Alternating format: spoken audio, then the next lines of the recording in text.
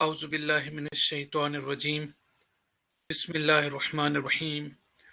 الحمد للہ رب العالمین والصلاة والسلام علی اہل بیتہ الطیبین الطاہرین المعصومین اما بعد فقد قال الحکیم فی کتابہ المجید وفرقانہ الحمید بسم اللہ الرحمن الرحیم ولا نکلف نفسا الا وسعها ولدینا کتاب ینطق بالحق وهم لا یظلمون۔ سورہ مومنون کی آیت نمبر 61۔ الحمدللہ ہم آج جو ہے وہ 62 نمبر آیت کے اوپر پہنچ گئے ہیں۔ بہت سے ایشوز، بہت سے مسائل ہم نے اس سے پہلے کی آیات میں ہم نے ڈسکس کیے۔ آج جو ہے جس موضوع پر ہم بات کر رہے ہیں، جیسے کہ آپ نے عنوان میں دیکھا کہ اللہ تعالیٰ قرآن مجید کی اس آیت میں فرماتا ہے وَلَا نُكَلِّفُ نَفْسًا إِلَّا وُسْعَهَا۔ اللہ تعالیٰ جو ہے جب تک کسی انسان پر اتنا بوجھ نہیں ڈالتا کسی چیز کا کہ جتنی اس کے اندر طاقت نہ ہو، جتنی اس کے اندر کیپیسٹی نہ ہو، جتنی اس کے اندر صلاحیت نہ ہو،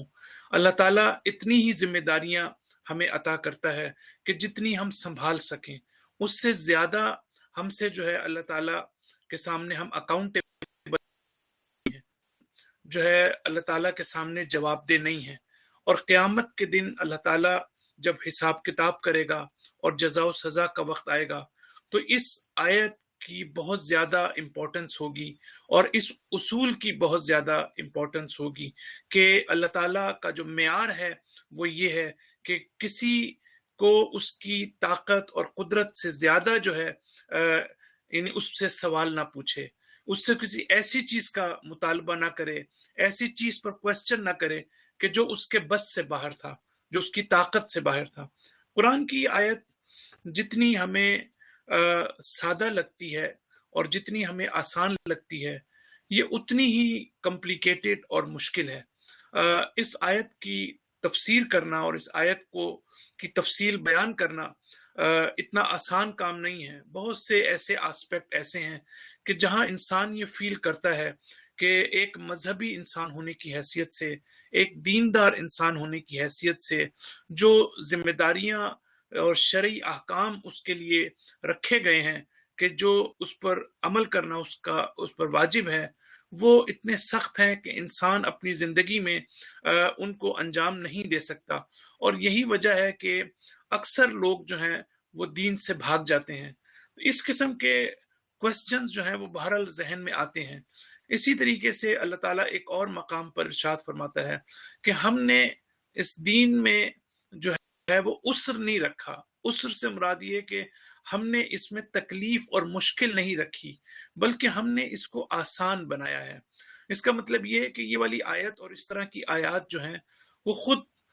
قرآن اور احکام کو انڈرسٹینڈ کرنے میں، یعنی جہاں اجتہاد کا مسئلہ آتا ہے، اس کا تعلق ظاہر ہے کہ مراجع اور مجتہدین سے ہے، یہ وہاں پر بھی یہ پرنسپل ان کے لیے اہم ہے کہ جب وہ کوئی فتویٰ دیتے ہیں تو اس فتوے میں اس عنصر کو اور اس پرنسپل کو بھی سامنے رکھنا ضروری ہے کہ جس کے تحت لوگوں کے لیے ہم آسانیاں پیدا کر سکیں، لوگوں کے ایسی ان کے اوپر ذمہ داری عائد نہ کریں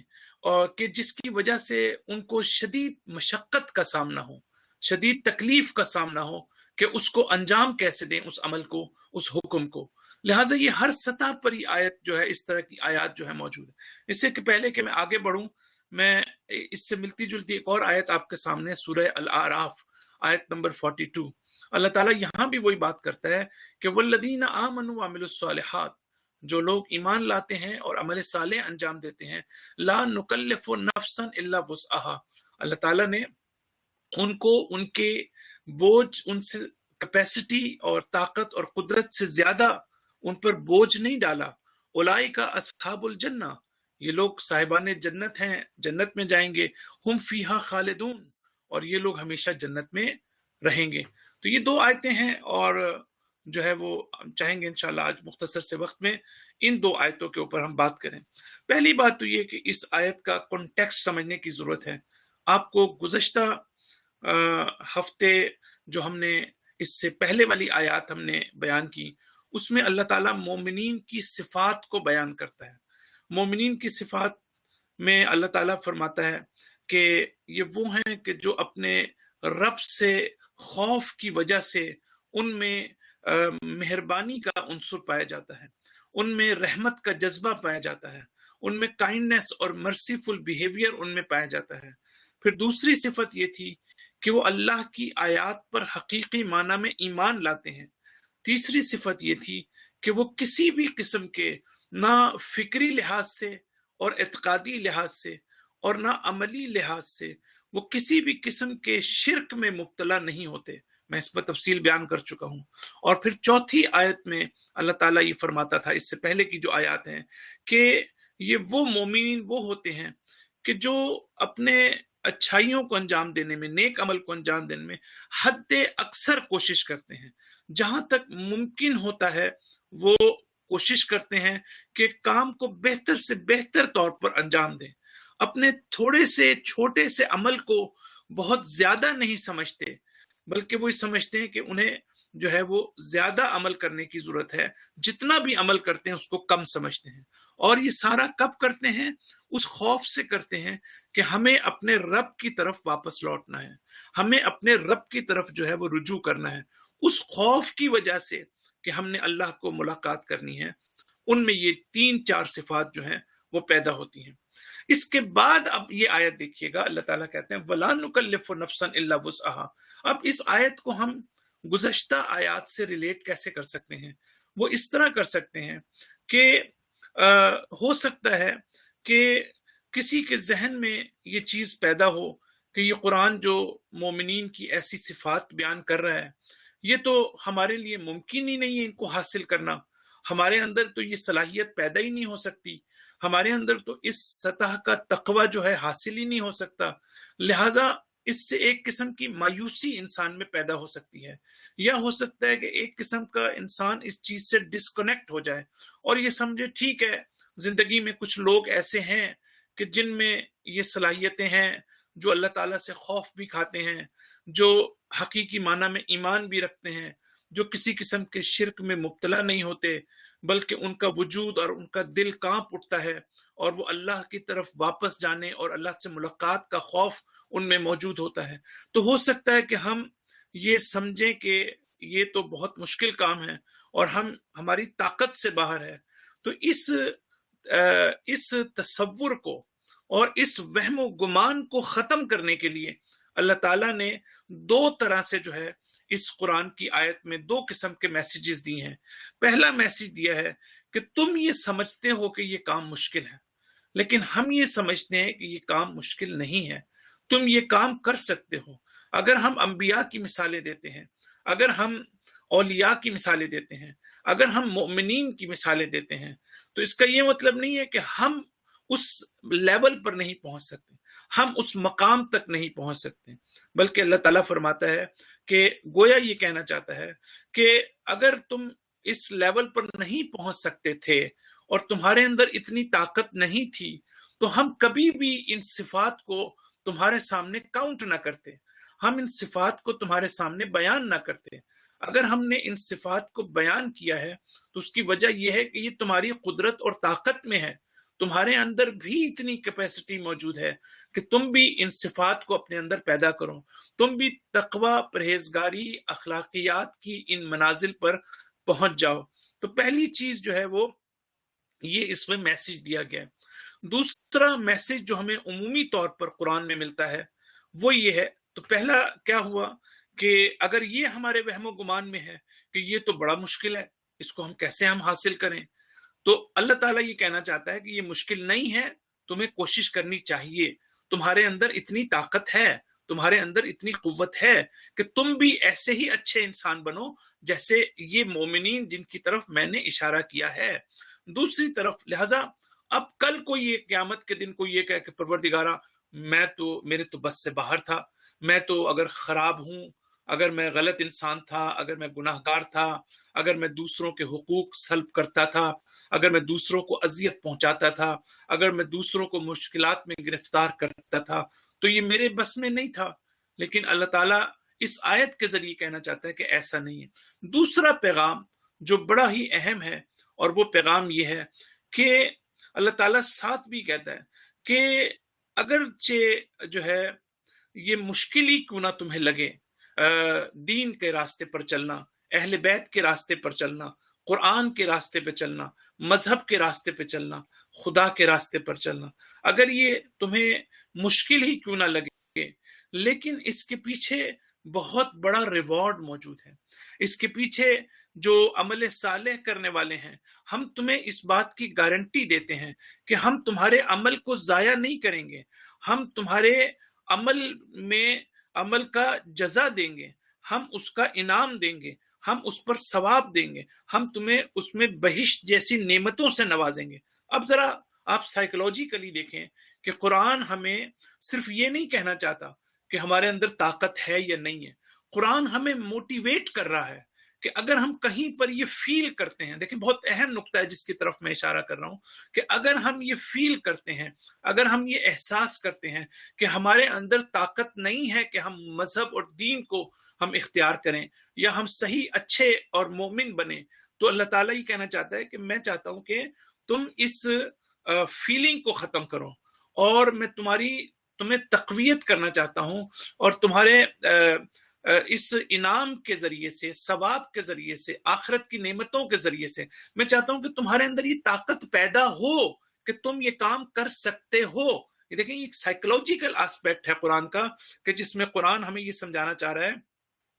کہ صرف یہی کافی نہیں ہے کہ آپ کہیں کہ میرے اندر طاقت نہیں ہے، بلکہ اللہ تعالیٰ ہمیں تشویق کر رہا ہے، ہمیں ترغیب دلا رہا ہے، ہمیں موٹیویٹ کر رہا ہے، ہمیں انکریج کر رہا ہے کہ ہم اپنے اندر اگر طاقت نہیں ہے تو طاقت کو پیدا کریں، اگر ہمارے اندر قوت نہیں ہے تو اس قوت کو پیدا کریں۔ اب اس کے علاوہ خود امیر المومنین فرماتے ہیں، میں ایک دو روایتوں کی طرف پہلے آ جاؤں، اس کے بعد انشاءاللہ پھر میں واپس آتا ہوں جو میں بات کرنا چاہتا ہوں، اور وہ یہ کہ خود امیر المومنین فرماتے ہیں کہ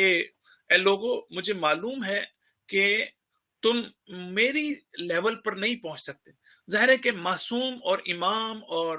نبی کے لیول پر تو ظاہر ہے کہ ہم نہیں پہنچ سکتے، تو وہاں بھی ہماری کچھ ذمہ داریاں ہیں۔ اگر ہم نہیں پہنچ سکتے تو کیا اس کا مطلب ہے کہ ہم سارے کام چھوڑ دیں؟ تو اس کے اندر جو ہے وہ اب ایشو کیا ہے؟ ایشو یہ ہے کہ امیر المومنین اس کا جواب دیتے ہیں کہ مجھے معلوم ہے کہ تم میرے لیول پر نہیں پہنچ سکتے، مجھے معلوم ہے کہ تم میرے مقام تک نہیں پہنچ سکتے، لیکن اس کا یہ بھی مطلب نہیں ہے کہ تم بالکل ہی مجھ سے الگ ہو جاؤ، اس کا یہ مطلب نہیں ہے کہ بالکل ہی میرے راستے کو چھوڑ دو۔ فرماتے ہیں اعوننی بالورع والاجتہاد، میں چاہتا ہوں کہ تم میری مدد کرو دو چیزوں کے ذریعے سے، ایک تقوی اور پرہیزگاری، اور دوسری کوشش اور جد و جہد۔ تمہیں چاہیے کہ تم کوشش کرو، تمہیں چاہیے کہ تم اسٹرائیو، کوشش، جد و جہد کرو، محنت کرو، اور جہاں تک پہنچ سکتے ہو وہاں تک پہنچو۔ دیکھیں کتنا بڑا میسج ہے جو مولا کائنات ہمیں دے رہے ہیں۔ وہ یہ کہہ رہے ہیں کہ آپ سے ہم یہ ایکسپیکٹ نہیں کر رہے ہیں کہ آپ ویسے بن جائیں جیسے ہم ہیں، لیکن یہ ایکسپیکٹ کرنا ہمارا حق حاصل ہے، ہمیں حق ہے کہ آپ سے اللہ میاں جو چیز پوچھے گا، ہو سکتا ہے وہ یہ نہ پوچھے کہ آپ نے کیا حاصل کیا، ہو سکتا ہے وہ اللہ تعالیٰ کا فوکس یہ ہو کہ وہ دیکھنا چاہتا ہے تم نے کوشش کتنی کی،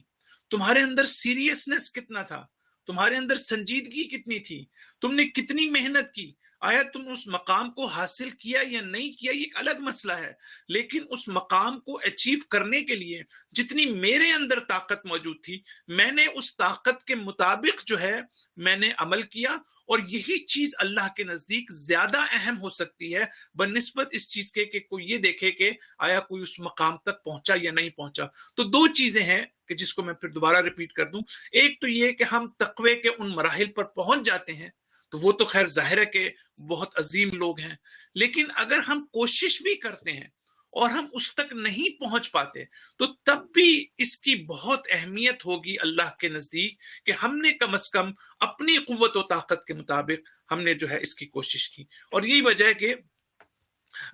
ہمارے پاس دو تین روایات ہیں، میں نقل کرنا چاہتا ہوں کہ ان اللہ یحب معالی الامور، اللہ تعالیٰ جو ہے وہ معالی الامور یعنی بلند درجے کے کاموں کو پسند کرتا ہے، کبھی اللہ تعالیٰ پست کاموں کو پسند نہیں کرتا، چھوٹے لیول کے کاموں کو پسند نہیں کرتا۔ دیکھیں حدیث کتنی اہم ہے امام جواد علیہ السلام کی، کہ اللہ تعالیٰ یہ کہتا ہے کہ تم جو ہے ہائر لیولز کو اچیو کرو، ہائر لیولز کو اٹین کرنا جو ہے وہ ہمارا مقصد ہو. اللہ اس کو پسند کرتا ہے کہ آپ کوشش کر رہے ہیں, آپ جد و جہد کر رہے ہیں, آپ ہاتھ پر ہاتھ رکھ کر نہیں بیٹھے ہوئے. آپ دیکھیں آج کینیڈا کی سوسائٹی میں ہمارے جو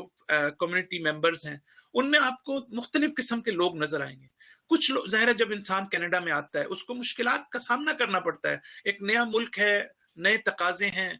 تو کچھ لوگ ہوتے ہیں جو بالکل اپنے آپ کو اپ گریڈ نہیں کرتے ہیں, جو اپنے آپ کو کوشش نہیں کرتے اور جس لیول پر ہوتے ہیں وہیں پر ساری زندگی گزار دیتے ہیں. لیکن کچھ ہمارے دوست, کچھ ہمارے احباب ایسے ہیں جو واقعا محنت کرتے ہیں, وہ اس چیلنج کو قبول کرتے ہیں. اگر ان کو ایجوکیشن امپروو کرنی ہے وہ ایجوکیشن کو امپروو کرتے ہیں. اگر انہوں نے کوئی اور محنت کرنی ہے تو بالآخر اللہ تعالیٰ کہتا ہے کہ تم جن حالات میں بھی ہو میں ان حالات کے مطابق تمہاری محنت کو دیکھوں گا, میں ان حالات کے مطابق تمہاری جد و جہد کو دیکھوں گا, میں یہ دیکھوں گا کہ تم ان حالات میں کتنی تمہارے اندر طاقت تھی اور تم نے آیا وہ طاقت استعمال کی ہے یا نہیں کی. یہ بہت امپورٹنٹ ہے. یہ جو لوگ لیزینس کا شکار ہو جاتے ہیں, یہ جو لوگ سست ہوتے ہیں اور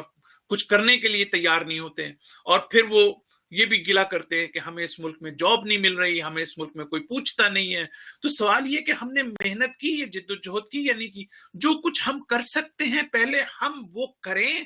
اس کے بعد ہمیں شاید شکایت کا حق بھی حاصل ہو. یہ ایک, اور اسی طریقے سے میں ایک اور روایت آپ کے سامنے رکھنا چاہتا ہوں, اور وہ یہ کہ اس حدیث کے الفاظ ہیں کہ جب انسان اچھا کام کرتا ہے تو اس کی جو تکلیف ہے, جو اس کی جو ظاہر ہے کہ اس وقت انسان کو مشکل لگتا ہے ایک چیز, مثلا نماز پڑھنا, روزہ رکھنا, اللہ کے احکامات پر عمل کرنا, یہ ایک مشکل کام ہے, لیکن اس کی تکلیف ختم ہو جاتی ہے, لیکن اس کی لذت باقی رہتی ہے, اس کی ہیپینس باقی رہتی ہے. لیکن جو برے کام ہیں, اور جب انسان برا کام کرتا ہے تو اس وقت انسان کو فوری طور پر کیا ہوتا ہے,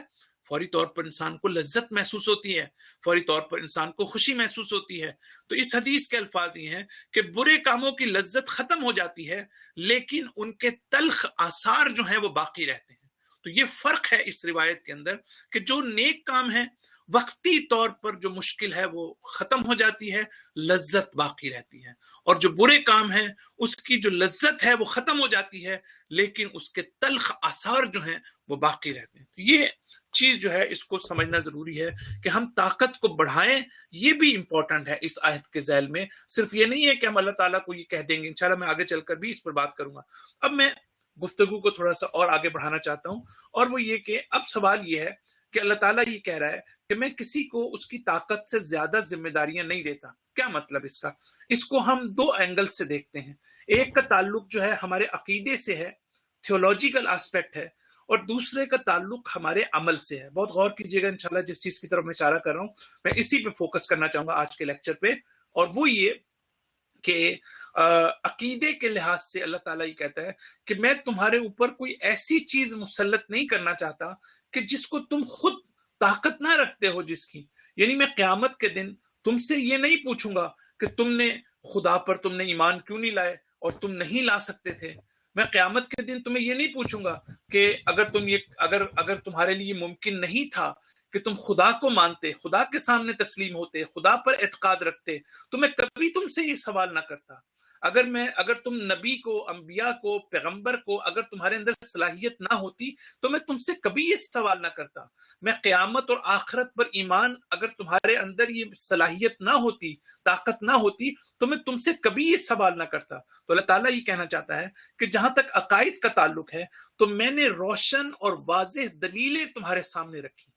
وہ جس کے ذریعے سے ہمیں یہ پتہ چلے کہ اس کائنات میں خدا موجود ہے, اس کائنات کا بنانے والا خدا ہے, اور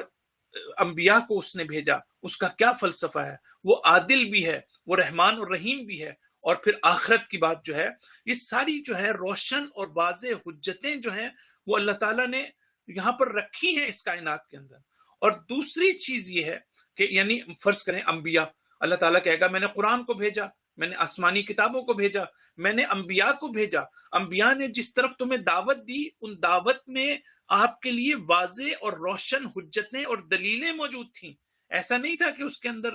ایسے واضح دلائل موجود نہیں تھے. اور پھر دوسرا نقطہ کیا ہے؟ دوسرا یہ کہ اللہ تعالیٰ کہتا ہے کہ میں نے صرف تمہارے لیے واضح اور روشن آرگومنٹس اور لاجک تمہارے سامنے پیش نہیں کی, بلکہ بہت غور کیجیے گا، بلکہ اس لوجک کو سمجھنے کے لیے میں نے تمہیں اکوپ بھی کیا ہے، تمہیں ویل اکوپڈ بھی کیا ہے، میں نے تمہیں وسائل بھی دیے ہیں، میں نے تمہیں ذرائع بھی دی ہیں، میں نے تمہیں عقل جیسی نعمت سے نوازا ہے، میں نے تمہارے اندر ایسی فیلنگز رکھی ہیں، میں نے تمہارے اندر ایسے جذبات رکھے ہیں، میں نے تمہارے اندر ایسے جو ہے وہ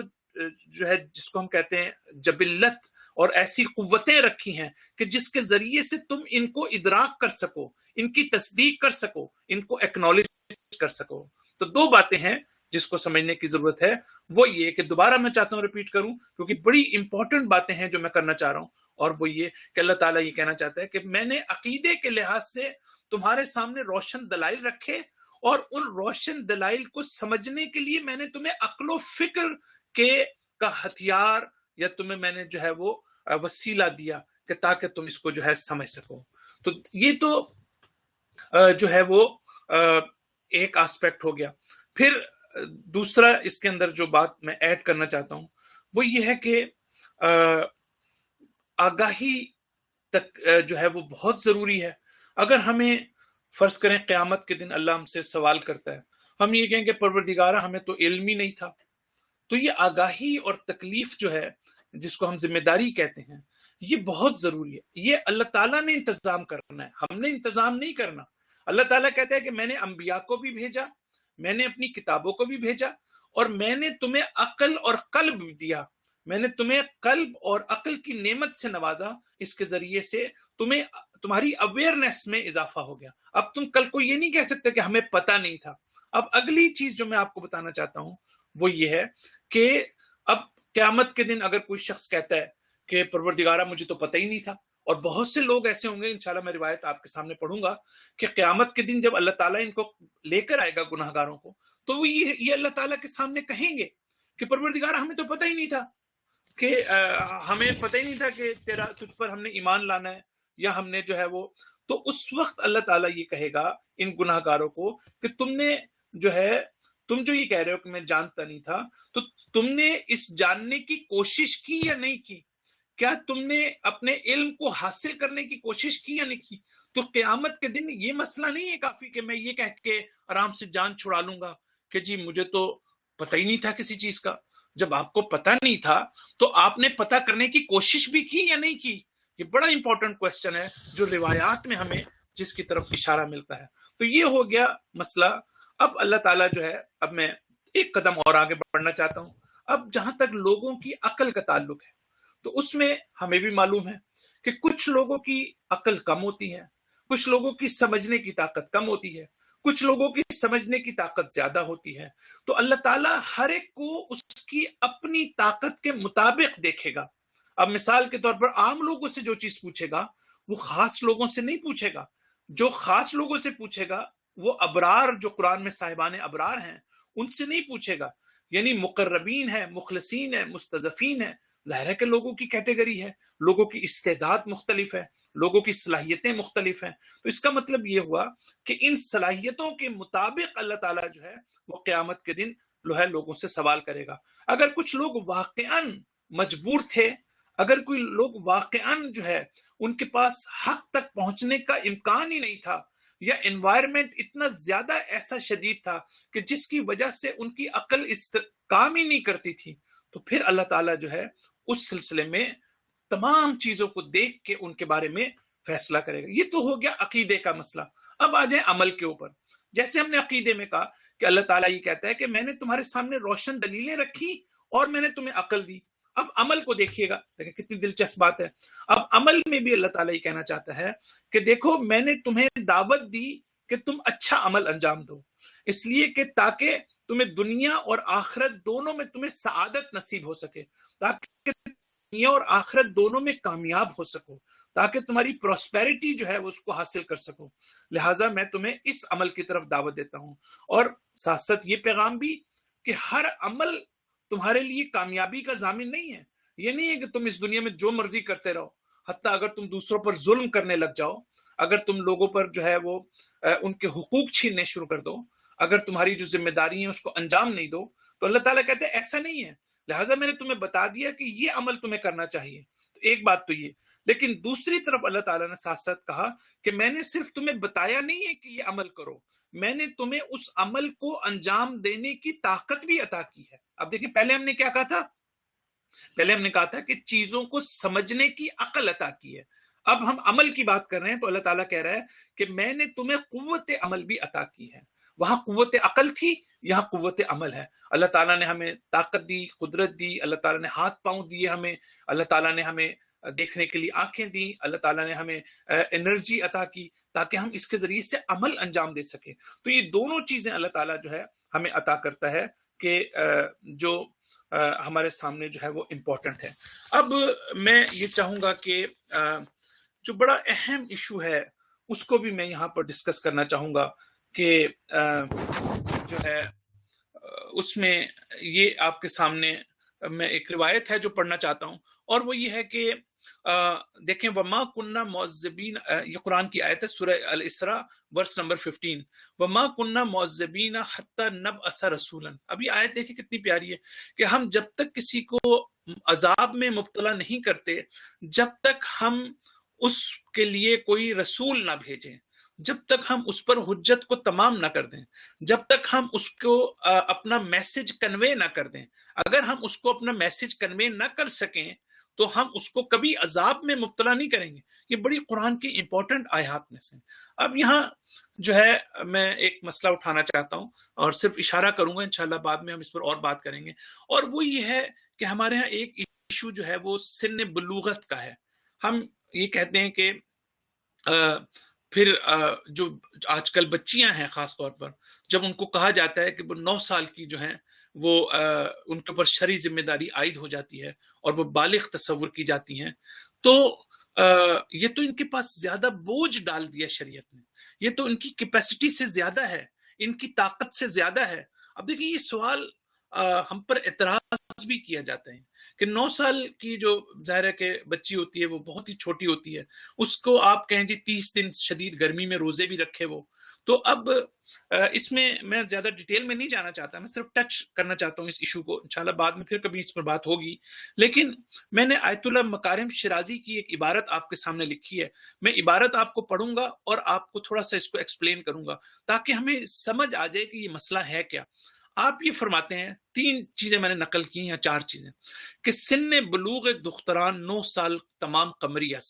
یعنی 9 سال کی جب ہو جاتی ہے بچی تو اس کا جو ہے وہ سن بلوغت کو پہنچ جاتی ہے۔ اب آگے یہ کہتے ہیں کہ چنانچہ از نظر نیروی جسمانی قدرت انجام بازی از تکالیف مانند روزے را نہ داشته باشند روزے بر آنها واجب نیست، کہ اگر وہ بعض شرعی ذمہ داریوں کو انجام نہ دے سکیں، مثلا روزہ نہ رکھ سکیں، بہت سخت ہے ان کے لیے، بڑا دشوار ہے ان کے لیے، تو کسی نے نہیں کہا کہ وہ روزہ رکھیں، ان پر واجب نہیں ہے، اور اس کی جگہ ان کے لیے ضروری ہے کہ 750 گرام گندم جو ہے وہ کسی فقیر کو دیں، اس کے لیے کفارہ دے دیں ہر روزے کا۔ تو یہاں انہوں نے اس مسئلے کو اس طرح سے حل کیا۔ یہ تو چلیں ایک بات ہوگی۔ دوسری بات وہ یہ کرتے ہیں کہ در مورد عقود و اقاعات مالی معیار، اقاعات مالی معیار تنہا بلوغ نیست۔ اب دوسرا مسئلہ یہ ہے کہ جب آپ کو دوسروں کے ساتھ کانٹریکٹ کرنے ہوں، دوسروں کے ساتھ آپ نے جو ہے کوئی اور اجتماعی لحاظ سے، سیاسی لحاظ سے آپ نے کوئی اور ایشو ہے، جیسے آپ نے ایگریمنٹ کرنا ہے کسی سے یا آپ نے کوئی خرید و فروخت کرنی ہے، تو وہاں پر یہ والا بلوغت کافی نہیں ہے۔ یہاں پر یہ کہتے ہیں کہ بلکہ رشد عقلی نیز لازم ہے، یعنی اس کا عقلی لحاظ سے رشید ہونا ضروری ہے، عقلی لحاظ سے بالغ ہونا ضروری ہے۔ ہم لوگ نا بہت مکس اپ کرتے ہیں۔ اب دیکھیں آگے کیا لکھتے ہیں، بڑا دلچسپ، میں خاص طور پر اس لیے میں آپ کو یہاں زحمت دینا چاہ رہا تھا، یہ نقطہ بڑا اہم ہے۔ ور در مورد ازدواج، جہاں شادی کا مسئلہ ہے، علاوہ بر بلوغ و رشد عقلی، صرف بلوغ اور عقلی رشد کے ساتھ ساتھ جسمانی لحاظ سے بھی اس کے اندر جو ہے ریڈینس اور آمادگی جو ہے ہونی چاہیے۔ یعنی اگر تو اب کہنا یہ چاہتے ہیں کہ جب ہم بلوغت کی بات کرتے ہیں تو یہ جو 9 سال کا مسئلہ ہے یہ صرف ایک ایشو ہے یہ، لیکن آپ نے جو دوسرے کام انجام دینے ہیں جس کا تعلق مثلا شادی سے ہے، اب یہاں کیا ہوتا ہے ہمارے معاشرے میں، یہ بھی میں آپ کو بتا دوں، خاص طور پر پاکستان میں جہاں چھوٹی بچیوں کی شادی کرتے ہیں، وہاں یہ سمجھتے ہیں کہ چونکہ 9 سال کی ہو گئی ہے، 10 سال کی ہو گئی، 11 سال کی ہو گئی ہے تو بالغ تو ہو گئی ہے وہ قرآن کی نظر میں، اسلام کی نظر میں، لہٰذا اس کی شادی بھی کر دی جائے۔ یا اس کی زبردستی شادی بھی کر دی جائے. تو یہاں پر آ کر آیت اللہ مکارم شرازی فرماتے ہیں کہ یہ کافی نہیں ہے, یہ تو صرف آپ کا نماز روزے کے لیے ہے, باقی چیزوں کے لیے آپ کو یہ ثابت کرنا پڑے گا کہ اس میں عقلی لحاظ سے اتنی صلاحیت موجود تھی یا نہیں تھی, جسمانی لحاظ سے اس کی صلاحیت موجود تھی یا موجود نہیں تھی. ہو سکتا ہے جسمانی لحاظ سے اگر عورت ریڈی نہ ہو تو آپ مثلا اس کی شادی نہیں کر سکتے یا جو بھی چیزیں. تو یہ دونوں چیزوں کو مکس اپ کیا جاتا ہے ہمارے ہاں. میں نے اسی لیے خاص طور پر آج اس کو ایکسپلین کرنے کی کوشش کی تاکہ ہمیں یہ پتہ چل جائے کہ جو باقی معیارات ہیں اس کے لیے جو انسان جو میڈیکل سائنس ہے ہمیں اس کی طرف بھی رجوع کرنا پڑے گا. صرف مسئلہ یہ نہیں ہے کہ ہم کہیں جی قرآن نے یہ کہہ دیا سنت نے یہ کہہ دیا. صرف قرآن یہ کہتا ہے کہ اگر 9 سال کی لڑکی ہوتی ہے 15 سال کا لڑکا ہوتا ہے تو اس کی شرعی ذمہ داریاں نماز روزہ حج زکوٰۃ, نماز روزہ اس کو کرنا ہے. لیکن جو باقی کام ہیں اس کے لیے آپ کو ثابت کرنا پڑے گا کہ وہ عقلی لحاظ سے اور جسمانی لحاظ سے فٹ ہے, اور عقلی اور جسمانی لحاظ سے فٹ ہونے کے لیے ہمیں موجودہ دور کی سائنس سے بھی استفادہ کرنا ہے. بس یہ نقطہ تھا جو میں سمجھتا تھا کہ اس کو ہم جو ہے وہ انشاءاللہ بیان کریں. یہ وہ گفتگو ہے کہ اس آیت کے ذیل میں جو میکسیمم جو ہے وہ ہم کر سکتے ہیں. انشاءاللہ اللہ تعالیٰ ہم سب کو توفیق دے کہ ہم قرآن کو بہتر سے بہتر طور پر سمجھ سکیں اور قرآن کے اصولوں کو سمجھ کر اپنی زندگی میں ان کو نافذ کر سکیں. صلی اللہ علی محمد وعلی آلہ الطیبین الطاہرین المعصومین.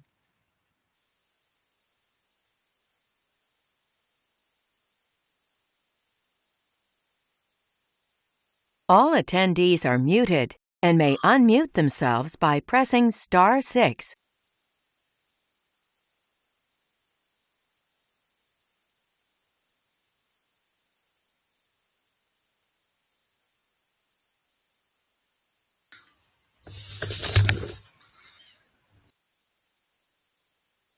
Okay, thank you so much.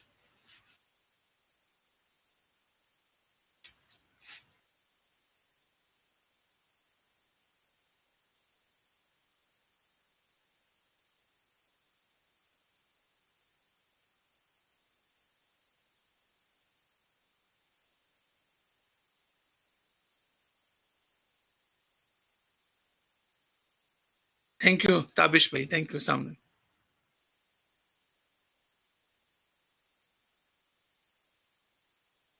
تو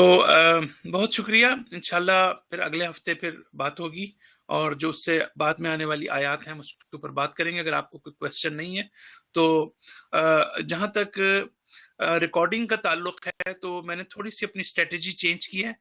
جیسے تامش بھائی ریکارڈنگ مانگ رہے ہیں تو جو لوگ مجھ سے ریکویسٹ کریں گے ریکارڈنگ کی میں ان کو ریکارڈنگ صرف بھیجوں گا. سب لوگوں کو میں ڈسٹرب نہیں کرنا چاہتا کہ جو ریکارڈنگ سے فائدہ نہیں اٹھاتے. تو جو بھی ریکارڈنگ مانگتے ہیں وہ مجھے ای میل بھی کریں یا جو یہاں پر بھی بیان کر رہے ہیں, میں جیسے حیدر بھائی ہیں تابش بھائی ہیں, میں ان کو بھجوا دوں گا اور بعد میں ای میل کر کے اس سے ای میل ریکارڈنگ جو ہے وہ بھیج دیتا ہوں. اور اوکے علی, تھینک یو.